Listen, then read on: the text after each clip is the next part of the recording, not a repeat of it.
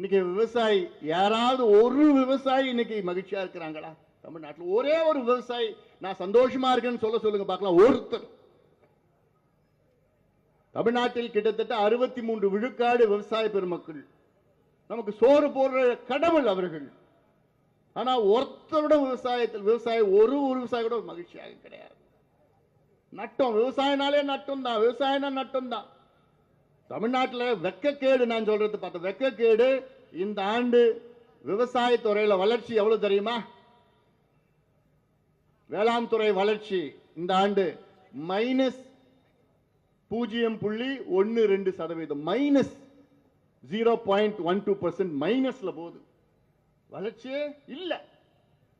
வெக்கக்கேடு. இதோட ஒரு வெக்கக்கேடு ஒரு முதலமைச்சருக்கு இருக்குமா? இந்தியாவில் இது போன்ற நிலை எந்த மாநிலத்திலும் கிடையாது. அதுலயும் விவசாயத்துறையில பால் வளம், மீன் வளம் இதெல்லாம் எடுத்துக்கிட்டா -5.68% போகுது. விவசாய வளர்ச்சி மைனஸ்ல போயிட்டு இருக்கு. விவசாயிகள் எங்க என்ன பண்ணுவாங்க? நீ கொடுத்தல்ல, தேர்தல் வாக்குறுதி கொடுத்தல்ல, என்ன கொடுத்தீங்க? நாங்கள் ஆட்சிக்கு வந்தா நெல் குண்டாலுக்கு 3500 ரூபாய் கொடுப்போம் வாக்குறுதி கொடுத்தீங்க. என்னாச்சு? அண்ணாச்சி உன் வாக்குறுதி என்னாச்சு? 3500 ரூபாய் ஒரு குண்டாலுக்கு. நாங்க ஆட்சிக்கு வந்தால் கரும்புக்கு ஒரு டன்னு 5000 ரூபாய் கொடுத்தோம் வாக்குறுதி கொடுத்தீங்களா? என்னாச்சு? அது ஏமாத்து வேலை.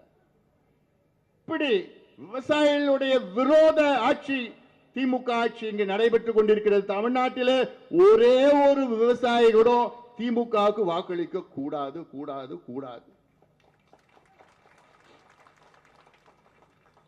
ஏன்னா ஸ்டாலின் அவர்களுக்கும் விவசாயத்துக்கும் சம்பந்தம் கிடையாது. ஆனா சொல்றது மட்டும் நான் டெல்டாக்காரன். சட்டமன்றத்தில் ஸ்டாலின் அவர்கள் ஆவேசமா பேசுவார், நான் டெல்டாக்காரன் தான். நீங்க உங்களுக்கும் விவசாயிகள் என்ன சம்பந்தம் இருக்குது? இல்ல, ஒன்னும் சம்பந்தம் கிடையாது. உங்களுக்கு விவசாயத்தை பத்தி என்ன தெரியும்? அதுவும் குறிப்பா நம்ம விளை நிலங்களை பார்த்து தான் அங்கதான் நாங்க சிப்காட் அமைப்போம், அங்கதான் நாங்க விமான நிலையம் அமைப்போம், அங்கதான் மக்களை பிடிங்க எடுத்து நிலக்கரி சுரங்கத்தை நாங்க அமைப்போம்னு அப்படியே அதாவது கங்கணம் கட்டி கொண்டிருக்கின்ற ஒரு திமுக மக்கள் விரோத ஆட்சியை அகற்றுகின்ற காலம் நேரம் வந்து விட்டது. இதெல்லாம் விவசாயிகள் மறக்க கூடாது. அதே போன்ற தமிழ்நாட்டில் உள்ள ஒரு பெண் கூட திமுகவுக்கு வாக்களிக்க கூடாது. ஒரே ஒரு பெண் கூட வாக்களிக்க கூடாது. காரணம், பெண்களுக்கு எதிரான ஆட்சி தமிழ்நாட்டில் நடந்து கொண்டிருக்கிறது. பெண்களுக்கு எதிரான ஆட்சி. பிளே ஸ்டோர் மற்றும் ஆப் ஸ்டோரில் இருந்து பாலிமர் செயலியை QR கோடு மூலம் பதிவிறக்கம் செய்யுங்கள். செய்திகளை உடனுக்குடன் பெறுங்கள்.